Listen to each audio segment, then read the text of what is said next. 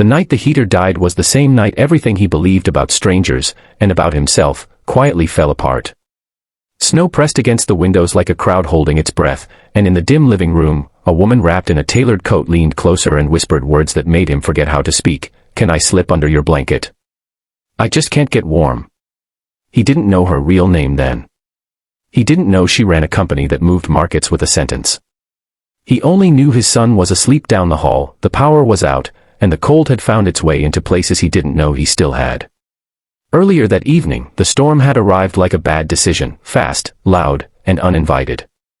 Marcus Hale, a single dad who measured life in school lunches and bedtime stories, had been halfway through reheating soup when the lights blinked and surrendered. He checked the breaker, then the phone, then the windows, where the street lamps had gone dark in unison. The world shrank to a quiet house and the soft rhythm of his son Leo's breathing from the bedroom. When the knock came, he nearly didn't answer. People didn't knock during storms unless they were lost, desperate, or both. She stood there with snow in her hair, a suitcase tipped on its side, and a look that asked for help without daring to demand it. She said she'd taken a wrong turn, her car had skidded into a drift, and the tow trucks were backed up. She said she'd wait on the porch if he preferred. Marcus heard himself say, "Come in," because he remembered nights when the world had closed its doors on him, and because Leo slept better when his father did the right thing. She introduced herself as Clara. No last name. He offered a chair, then the couch, then the only blanket he owned that wasn't thin with age. They talked to pass the time. About the storm, about the neighborhood, about how the cold feels sharper when you're not used to it. Clara's voice had a steadiness to it, like she was practiced at choosing words carefully.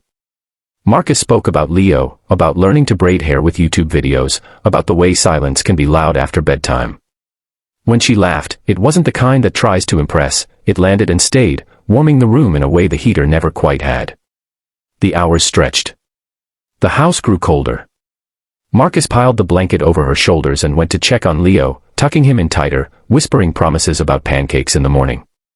When he returned, Clara was shivering despite the wool and the coat and the stubborn pride that made her wave off concern. That's when she leaned in, eyes apologetic and brave all at once, and whispered that she couldn't get warm.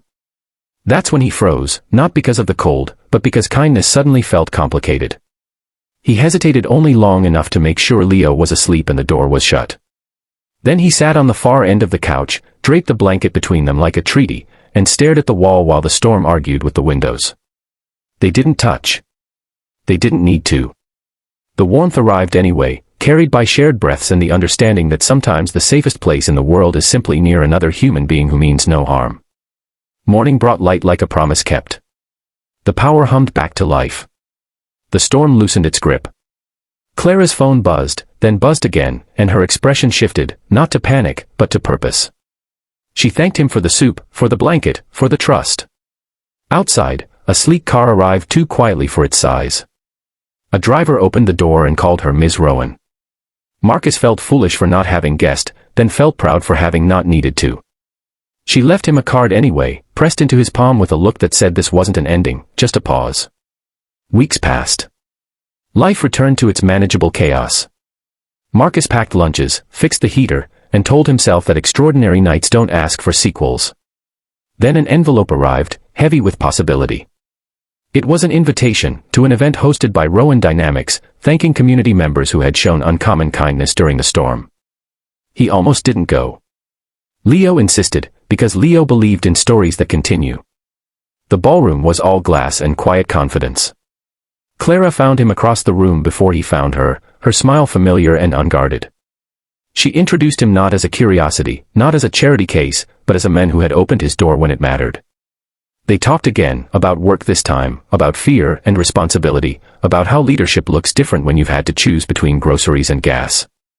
She admitted the truth she'd kept quiet that night, not out of deception, but out of longing for one evening where she could just be cold and human. He admitted he'd been afraid to want more than survival. The challenge arrived not as a villain, but as a choice. Clara's world moved fast, demanded travel and late nights and careful headlines. Marcus's world moved at the pace of a child's questions and a father's promises. They didn't pretend it would be easy. They didn't rush. Instead, Clara used her power the way it should be used, to make space. She adjusted schedules. She invested locally. She showed up to school plays and learned to wait in line at the grocery store without checking her phone. Marcus learned to accept help without losing himself, to let opportunity sit at the table without feeling like an imposter. On another cold night, months later, the heater hummed faithfully and Leo slept down the hall. The blanket lay folded on the couch, a quiet relic of a night that had changed everything. Clara reached for it anyway, smiling at Marcus with the same mix of courage and softness. This time, no one whispered. This time, warmth wasn't something they borrowed from a storm.